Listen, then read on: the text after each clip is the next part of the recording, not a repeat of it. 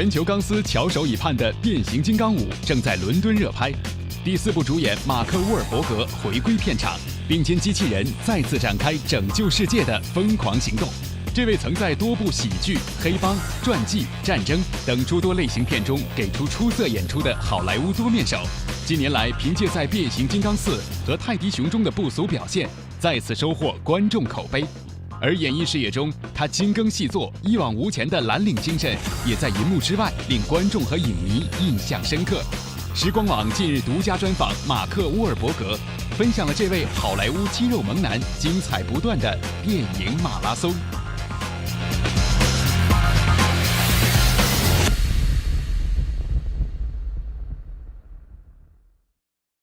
First I was hoping you could tell our users at Mtime a little bit about just your careers starting out, how you got into business. Well, actually, even before that, we were very much into, breakdancing and rapping and things like that. And Maurice Starr, who had created New Edition, invited us to come over and basically perform at his house. And then he started recording us in the studio as a rap duo, my brother and I. And then his big plan and overall plan was to create a boy band with all white kids, kind of like what he did with New Edition.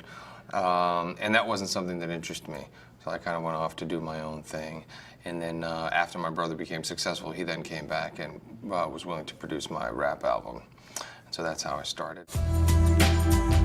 在哥哥的帮助扶持下，马克入行演艺圈，从曾经多次入狱的不良少年，摇身一变成为了名震一时的说唱歌手。而说起他的银幕生涯，则始于他和《天兵总动员》导演潘尼·马歇尔的一次偶像会面。As I started becoming successful in music, I was introduced to and approached by a lot of different people about making movies, but they never roles that were of any interest to me or would have ever really kind of afforded me an opportunity to have a real career. They're more to kind of exploit the success that I'd already had. And I'd done the brief endorsement deal with Calvin Klein, the underwear stint there, and then I met Penny Marshall at a chance meeting, and she started talking to me about acting, and I said I had no interest, and he said, but you're already kind of an actor. And I said, well, what do you mean? And she said, well, you act like you're a tough guy and a rapper and all this stuff. Why don't you just give it a shot? And I told her how much I love movies. She asked me the kind of actors that I liked, and talked about, really being, a fan of Jimmy Cagney and Steve McQueen and John Garfield and Robert Ryan. And she goes, well, most guys in the business your age don't even know who those guys are. And so I ended up auditioning that day for like 3 or 4 different roles. And so that's kind of how it started. And then I found myself flying myself to LA to then screen test and auditioning and campaigning to get the role of Tommy Lee Haywood in Renaissance Man. 天兵总动员为马克·沃尔伯格正式开启了电影大门，而随后的《边缘日记》《骗子家族》《不羁夜》等影片，则让表演大胆的马克迅速在圈内崭露头角，受到诸多好莱坞大导的青睐。2006年，他受邀参演马丁·斯科塞斯的《无间行者》，并凭借这次难忘的本色演出，赢得了自己演艺生涯中第1次奥斯卡最佳男配角的提名。Well, I was very much into the character of Sergeant Dignam, which didn't rub too well with the rest of my co-stars and my director. But I think they understood afterwards. I'd spent a lot of years interacting with all those state police and local police. So, that was my opportunity to use my real-life experience in a way that I felt like I certainly had an advantage there. But I love the role. Marty, said to me, hey, whatever's on the page, say it, and then anything else that you want to do, feel free. And I said, okay, just warn everybody else. But it was a fun experience, A lot of them just want to slam a nigga's head through a plate glass window. I'm all set without your own personal job application, The right, fuck did you Sergeant? say to me, trainee? With all due respect, sir, what do you want from me? Hey, asshole, he can't help you. I know what you are, okay? I know what you are, and I know what you're not. I'm the best friend you have on the face of this earth, and I'm gonna help you understand something, you punk. You're no fucking cop. I think you were a wonderful comedic actor, and you received notice for playing Tommy Corn in Hard Huckabees. But was there any, reticence or hesitance maybe about sort of stepping up to, a comedic role like the other guys? Yeah, only because again, if you're known for and your success and your bread and butter is basically doing serious dramatic work, and you go and step into a comedy and it doesn't work, you're not going to get too many opportunities to crack into that world again. And for me, it was like I met a lot of comedy people, and this is obviously me being naive, thinking that, well, they're just like they are. And the characters that they play, you know, they have to be, right? And that was not the case. And for me, I want to be in a kind of like positive environment. I don't want to, you know, I don't like the darkness that a lot of those comedy guys carry. So I was a little reluctant. There were always comedic elements and performances that I'd done, but to do a full-blown comedy was definitely a risk and a leap of faith.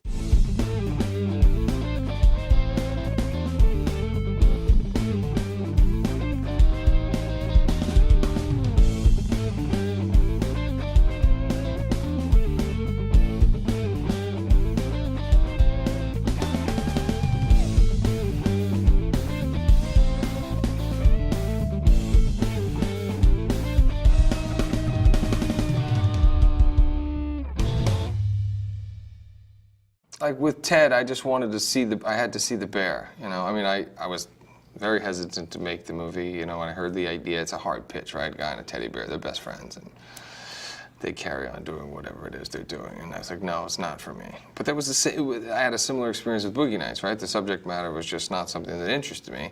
But of course, once you start reading the script, you forget about that, and you're just kind of like, can't help but wanting to know what happens next and finding this world and these guys fascinating. So as soon as I saw the bear, I was good. You know, I didn't need to continue to watch the process, you know. 做得了剑雄基友，玩得转警匪内斗，演得了变形金刚4中的肌肉猛男，也当得了赌徒中的大学教授。无论是严肃作品还是喜剧风格，无论是商业巨制还是小众制作，马克·沃尔伯格似乎总能在不同类型片之间自由转换。好莱坞多年的作品积累，已经让他成为了一个不折不扣的老演员。然而，拒贴标签的他却并不这么认为。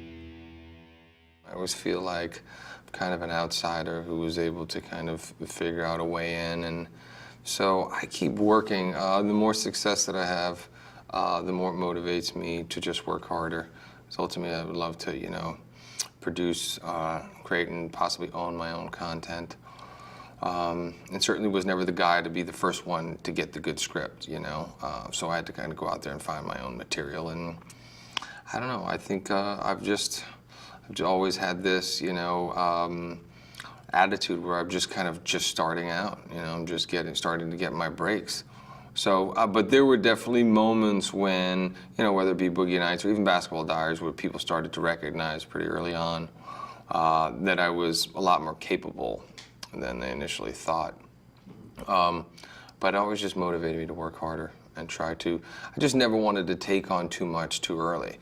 You know, I always felt like I was in it for the long haul and looked at it as a marathon and not a sprint. And so I think too much success too soon, it's really hard to sustain.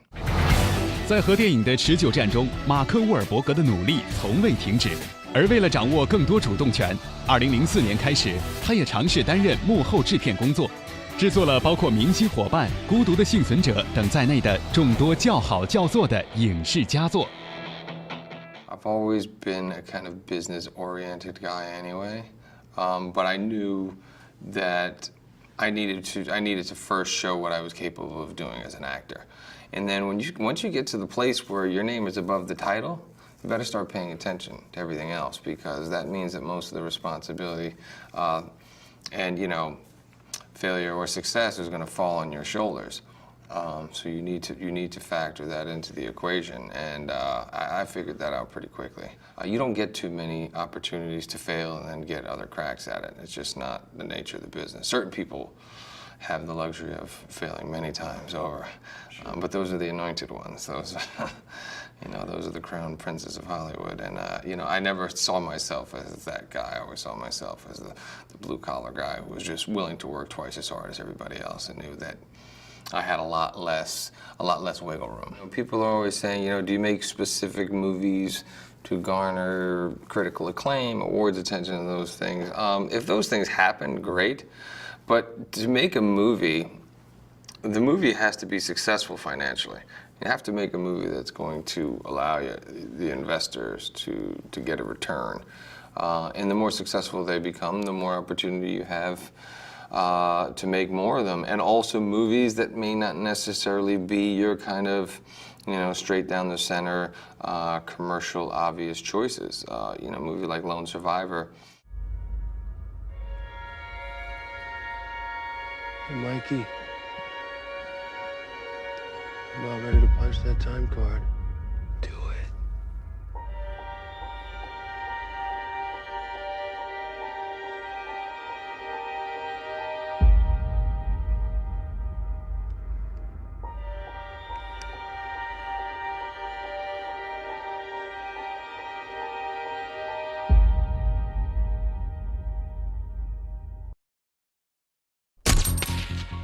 We made 4 movies in that year, and I got a guy to finance 3 of them.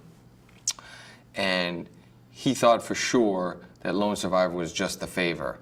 And, if he had Two Guns with me and Denzel, or he had Broken City with me and Russell Crowe, then he didn't mind losing money on Lone Survivor because he knew he had these other 2 that were surefire hits. And Lone Survivor was more successful than both of them combined in the US box office. And so, those are risky moves, but those are movies that we believe in, stories that we feel really need to be told, and if given a chance, can be very successful. Your experience producing, would you ever be interested in directing yourself? Absolutely. It would just be a matter of finding the right story that I feel compelled to tell, and then carving out a good 18 to 24 months of my life to just focus on that. 担任制作人、计划当导演，马克·沃尔伯格的电影格局日渐延伸，新片计划也是接二连三。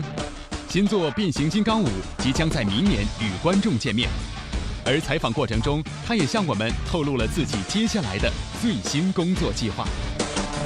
They're really trying to kind of, and I like the direction that they're going. They're kind of like, reinvent the franchise. We're doing something completely different. It's definitely much more of an adventure story.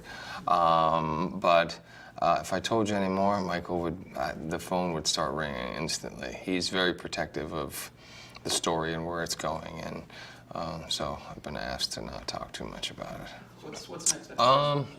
Well, Pete Berg and I are really close to getting another draft from Bill Monahan, who wrote The Departed and The Gambler, for American Desperado, which is based on the Cocaine Cowboys documentary, John Roberts' story.